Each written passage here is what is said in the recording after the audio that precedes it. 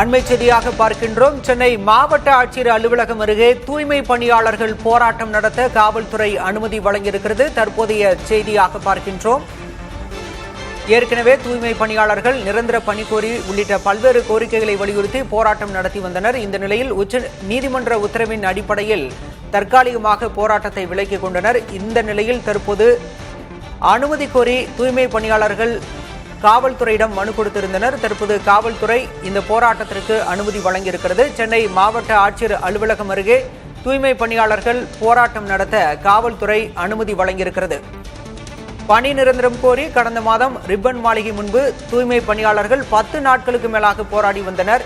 தொடர்ந்து காவல்துறையினர் கட்டாயமாக வெளியேற்றியதாக கூறி தூய்மை பணியாளர்கள் குற்றம் சாட்டியிருந்தனர். இந்த நிலையில் முறையாக போராட்டம் நடத்த அனுமதி கோரி தூய்மை பணியாளர்கள் தரப்பில் காவல்துறையிடம் மனு அளிக்கப்பட்டிருந்தது. அதனைத் தொடர்ந்து இந்த அனுமதி என்பது வழங்கப்பட்டிருக்கிறது.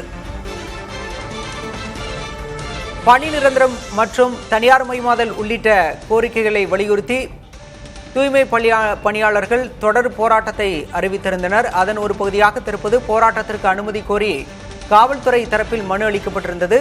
இந்த நிலையில் காவல்துறை தற்போது தூய்மை பணியாளர்களின் போராட்டத்திற்கு அனுமதி வழங்கியிருக்கிறது.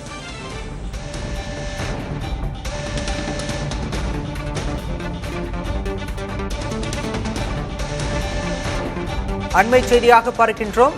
தனியார் மயமாக்கலை கைவிட வேண்டும், பணி நிரந்தரம் உள்ளிட்ட பல்வேறு கோரிக்கைகளை வலியுறுத்தி தூய்மை பணியாளர்கள் போராட்டம் நடத்த கோரி காவல்துறை தரப்பிடம் மனு கொடுத்திருந்தனர். தற்போது அந்த போராட்டத்திற்கு காவல்துறை தரப்பு அனுமதி வழங்கியிருக்கிறது. சென்னை மாவட்ட ஆட்சியர் அலுவலகம் அருகே போராட்டத்தை நடத்தி கொள்ளலாம் என காவல்துறை தரப்பில் அனுமதி வழங்கப்பட்டிருக்கிறது.